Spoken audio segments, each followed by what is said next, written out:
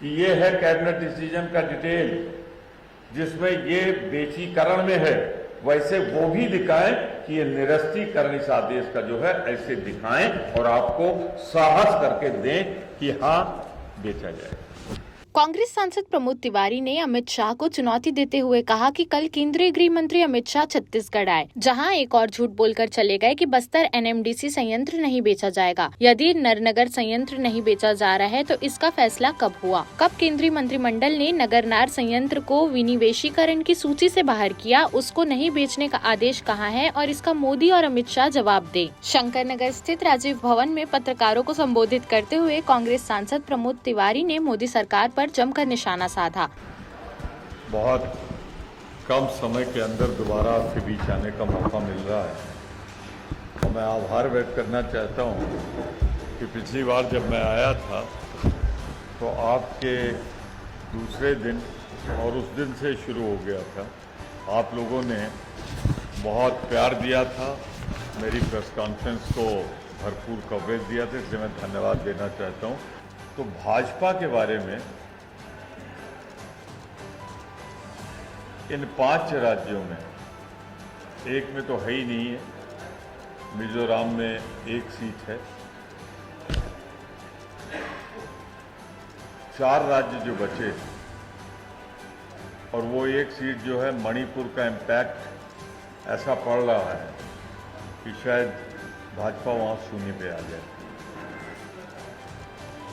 शुभ लक्षण है कि तेलंगाना में जिसने जन्म दिया था तेलंगाना को, सोनिया गांधी जी गई थी, एक ऐसी बयार वहां चल निकली है कि शायद कांग्रेस की वहां जबरदस्त वापसी हुई। जबरदस्त इसलिए मैं कह रहा हूं कि मैं भी आज इस स्थिति में नहीं हूं कि आपको बता सकूं बहुमत के बाद, पर वहां भाजपा विलीन सी हो गई है, वो ये नहीं तय कर पा रही है कि वीआरएस को समर्थन दे जिससे कांग्रेस को रोक सके या खुद लड़े। छत्तीसगढ़ मुझसे बेहतर आप जानते हैं, यहाँ बघेल सरकार के वापसी में कोई बाधा दिखाई नहीं पड़ रही। बघेल सरकार की वापसी हो, मध्य प्रदेश में सिर्फ कांग्रेस ही नहीं लड़ रही है, वहां की जनता का प्रदर्शन क्या है कि भाई शिवराज को पूछना पड़ रहा है, भाइयों बहनों बताओ मैं लड़ूं या ना लड़ूं। राजस्थान की ये 5 राज्यों की पिक्चर है, तस्वीर है, क्योंकि मैं आज आपके बीच में हूं। मैं यही इसको अगर क्रिकेट की भाषा में कहूं तो 5-0 से भाजपा की हार तय। 4 राज्यों में हम अपने दम पे सरकार बनाएंगे। मैं बहुत ईमानदारी से स्वीकार करता हूं कि मिजोरम में अगर हम अपने दम पे नहीं बना पाए तो अलायंस के साथ बनाए, पर 5 राज्यों में भाजपा कहीं वापसी की राह पे नहीं, जिसका जिक्र हो रहा था राजस्थान, वहां भी। पर मुझे एक बात बड़ी अजीब सी लग रही है कि छत्तीसगढ़ में भाजपा के जो नेतागण आते हैं बड़े बड़े, एक तो यहां पढ़े, ज्यादा समय दे रहे हैं, और ये कहा जाता है दिल्ली की राजनीति में कि जो राज्य हार रहा होता है उसमें अमित शाह जी को भेज दिया जाता है कि वो चुनाव की तैयारी न करें, चुनाव के बाद की तैयारी करें। मेरा मतलब, मेरा इशारा आप समझ रहे हैं। मैं सिर्फ इन नेताओं को आज आपके माध्यम से चुनौती दे रहा हूं, भाई भाजपा वाले आओ, पर ये तो बताओ तुमने छत्तीसगढ़ के लिए क्या किया है। ईडी सीबीआई छोड़ दो, तो छत्तीसगढ़ के लिए किया क्या है आप? उन योजनाओं को बताओ कि 5 साल में हमने ये छत्तीसगढ़ को दिया है। और मैं दूसरी बात कहता हूं, करीब जो नेशनल अवार्ड्स होते हैं ये बड़ा इंपॉर्टेंट फिगर मैं दे रहा हूँ आपको, मैं चाहूँगा इसका इस्तेमाल करें आप। राष्ट्रीय 65 पुरस्कार राष्ट्रीय स्तर के भी तमाम मद होते हैं, उनमें 65 पुरस्कार मोदी सरकार ने बघेल सरकार को दिए। 65। तो जब जिस राज्य को आप अपने विरोधी राज्य को 65 पुरस्कार दे रहे हो, उसके खिलाफ आपकी बोलने की नैतिक साहस कैसे हो? ये मेरी तरफ से एक प्रार्थना है आपसे कि इसको महत्वपूर्ण ढंग से देखें। मैं खास तौर से एक दो बातें अपनी तरफ से जरूर रखना चाहता हूं और ये आरोप लगाना चाहता हूं कि केंद्र सरकार ने जो ड्यू था छत्तीसगढ़ का वो नहीं दिया। सौतेला व्यवहार छोटा शब्द होगा। ईडी सीबीआई के अलावा जो एक राष्ट्रीय सरकार दे सकती वो नहीं दिया। हाँ, बहुत सी चीजें हमसे ली, मैं डिटेल में नहीं जाऊंगा, पनामा क्या है और पनामा कहाँ है और पनामा का क्या है, पर एक चीज तो जरूर कहूंगा, कर्नाटक का चुनाव इस देश की राजनीति में हमेशा निर्णायक होता है। इंदिरा जी भी जब 77 में गई थी तो कर्नाटक और आंध्रा की सरकार के बनाने के बाद ही वापस आई थी 80 में। जब वहाँ का चुनाव हुआ था हम लोग जीत गए थे और यहाँ जनता पार्टी की सरकार थी। तो देखिए, आंध्रा का क्या है, तेलंगाना, आंध्रा डिवाइड करके तेलंगाना आंध्रा हुआ, तो तेलंगाना से गुड सिग्नल्स आ रहे हैं।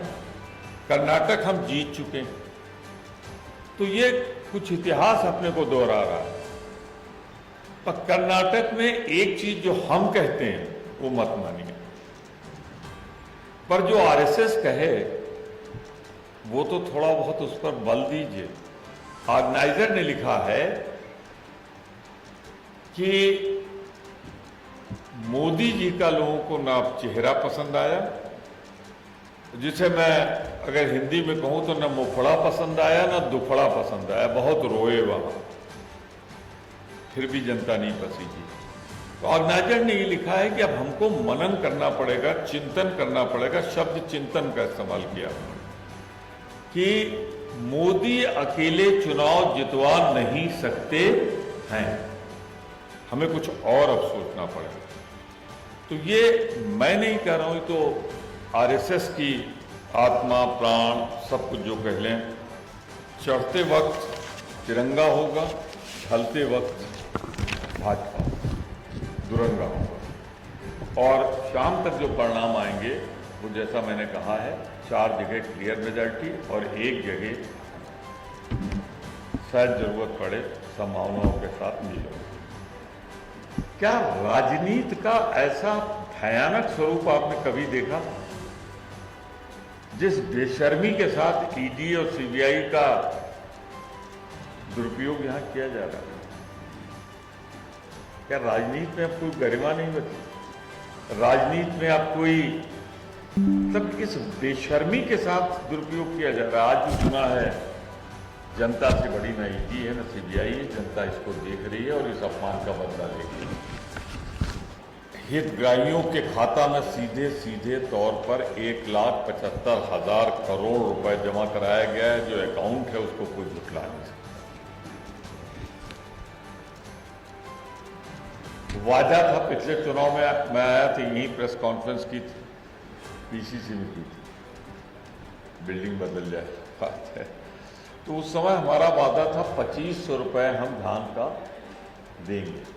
अब तो 2600 2800 तक ही चला जाएगा। आज भी जो हम हैं 26 से 40 और 26 से 60 तो हमने निर्धारित कर दिया।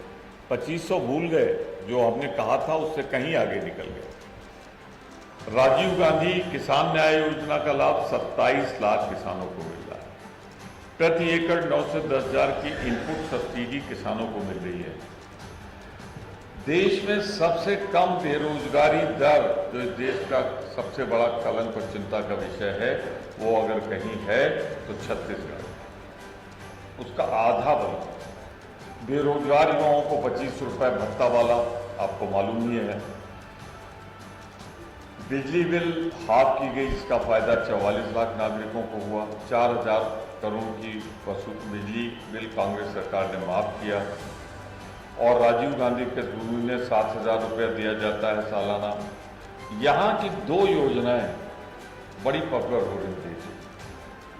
एक तो वो गोमूत्र, गोधन जिसको आप कहेंगे, वे तो सीधे उसको, और गोबर।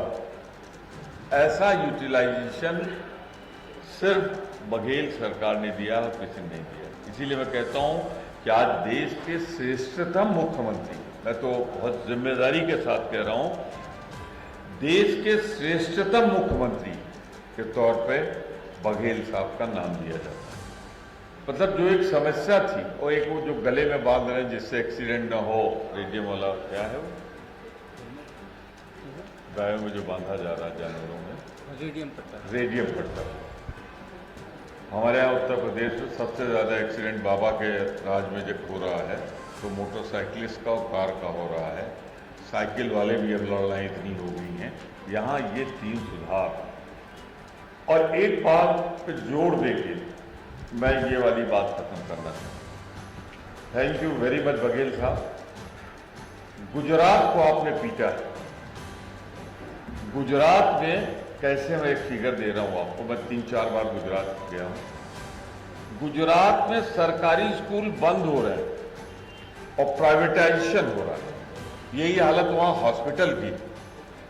लेकिन शिक्षा के क्षेत्र में तो आप ताज्जुब करेंगे, सरकारी स्कूलों में ताला सा बंद हो गया, प्राइवेटाइजेशन हुआ है। और यहां पे जो ये योजना लाएंगे है स्वामी आत्मानंद अंग्रेजी स्कूल, ये अपने आप में एक अनुपम है। ये और किसी प्रदेश में इतनी पकड़ नहीं है।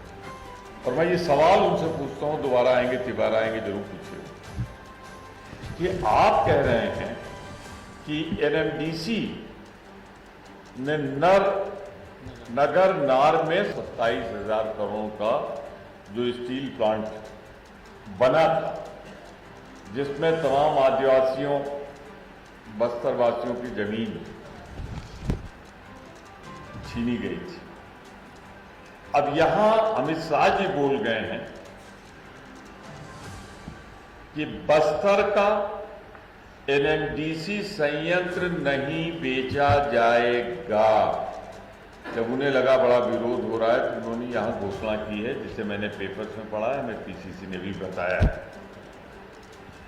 मैं आपको सारे वो दे रहा हूं डॉक्यूमेंट, कब कैबिनेट वो भी दे दूंगा, ये खास तौर से मैं आपको भी दे दूंगा, आप उससे चेक कर लीजिएगा।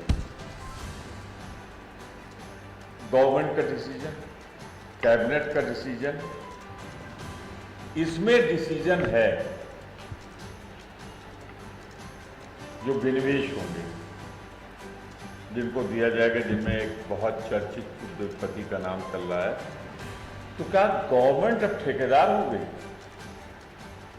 कि छीनेगी जमीन आदिवासियों से, किसानों को, जनता के पैसे से बनाएगी 27,000 करोड़ की लागत से, और फिर किसी पूंजीपति की तिजोरी में इसका मालिकाना हक पहुंचा देगी? कि ये है कैबिनेट डिसीजन का डिटेल, जिसमें ये बेचीकरण में है, वैसे वो भी दिखाएं कि ये निरस्तीकरण इस आदेश का जो है ऐसे दिखाएं और आपको साहस करके दें कि हाँ बेचा जाए। खास तौर से मैं इसीलिए आया कि ये दिखाएं कि जनता के साथ, छत्तीसगढ़ की जनता के साथ जो छल और धोखा है, ये डिटेल, इसकी कॉपी तो मैं दे दूंगा जो मैं कह रहा हूं, और वो जो कहें वो मुझे जरूर भेज दीजिएगा।